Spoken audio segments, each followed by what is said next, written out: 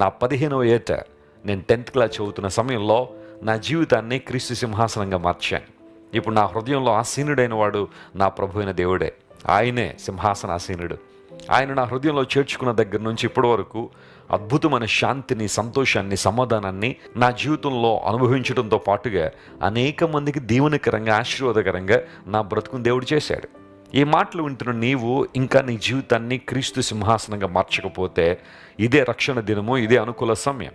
దేవుడు నిన్ను పిలుస్తున్నాడు. ఎప్పుడైతే నీ జీవితం దేవుని సింహాసనంగా మార్చబడుతుందో, ఆయన కృప ద్వారా, ఆయన ప్రేమ ద్వారా, ఆయన సిలువలో చేసిన త్యాగాన్ని బట్టి నీ జీవితాన్ని ప్రభువుకు అప్పగిస్తావో, ఇప్పుడట నీ మూర్ఖత చొప్పున నువ్వు నడవు అని బైబిల్ సెలవిచ్చింది.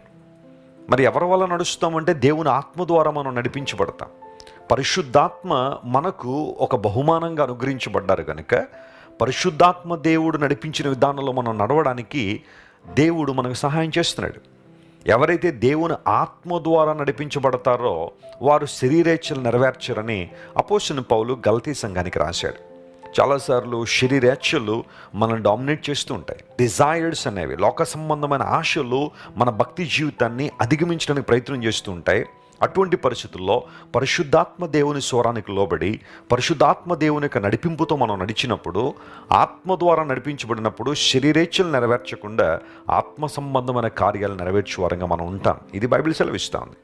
క్రీస్తు సింహాసనంగా మనం మార్చబడినప్పుడు మన మూర్ఖత చొప్పున నడవం కానీ దేవుని ఆత్మ ద్వారా నడిపించబడతాం.